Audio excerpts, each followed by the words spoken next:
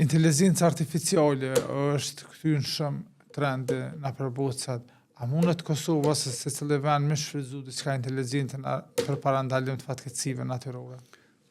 Po inteligencë artificiale tash është fillim të saj, do të thotë po shkon me hapa që ne nuk po mund të parashikojmë si shoqëri. Padyshim që duhet të hyjnë punë, por mendoj që Kosova duhet me zbatuar ligjet që janë fuqi me vite të tëra. Do të thotojnë çështja ku themi kuti ndihmë spor nuk ka një institucion. Kjo është atëherë shumë keq jemi. Do të thonë kuti ndihmë spor ka 200 vite që ekziston, po them kështu, është minimale. Ne kemi qendër tregtare që ndoshta apo një shkollë apo një institucion tjetër, s'është rëndësi me emëru tash emrin, që nuk e ka një kuti ndihmë spor nëse dikush e lëndon dorën me dhon ndihmën e parë, apo një person të trajnuar për me lidh dorën nuk e ka.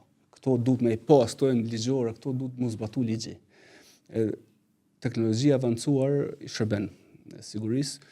Tani po flitet shumë edhe ka përparime shumë të dronet zerfix. Do të Kosova duhet me bo përpjekje. Se janë të apliku në vendet tjera? Janë të apliku në vendet zhvilluara si në Japoni, në Kinë, SBA, edhe në vendet e zhvilluara evropiane kanë fillu, po edhe në vendet tjera zhvilluara të botës, dronet zerfix. Edhe këta janë shumë të përshtatshëm këta dronë, sepse ka dhe punime shkencore për dronet zerfix, ku mund kom lexu punime shkencore për funksionimin edhe të mirat e tyre. Duhet me fillu me i porosit disa, me i ble, me u trajnu njerëz që kanë më përdor ato, sepse për lartësi të larta janë shumë efektiv ata. Do të thotë këto që bisedum bashkë më parë 20 kote, 40 kote e kështu, droni mundet me kry shumë punë tani me. Droni zerfix që po quajmë në gjuhë shqipe, edhe po shihet se janë shumë efektive në vendet e zhvilluara. Pse mos t'i kemi na, janë përballueshme. Duhet të them edhe një gjë gazmend që buxheti i shtetit të Kosovës i përballon shpenzimet në emergjencat civile. Vetëm duhet me pas vullnet politik edhe organizim edhe dije profesionale. Edhe me pas vullnetin, sepse me sa shpenzohet në Kosovë në çështje të parëndësishme, janë pa diskutueshme këto shpenzime dhe i përballon buxheti jon, janë minimale për me pas një siguri minimale në shtet. Unë desha të theksoj nëse më lejon se bisedum edhe për rastin e Koçanës, rastin e thimbshëm që ndodhi aty. Ne në Kosovë kemi edhe një problem. Unë bëj thirrje edhe për këto, si po shfrytëzojmë këtë bisedë si sensibilizim. Ne në Kosovë nuk kemi qendër të trajtimit djegëve. Kjo është shumë shqetësuese për mua dhe për këtë qytetarët. Cili është funksioni i saj?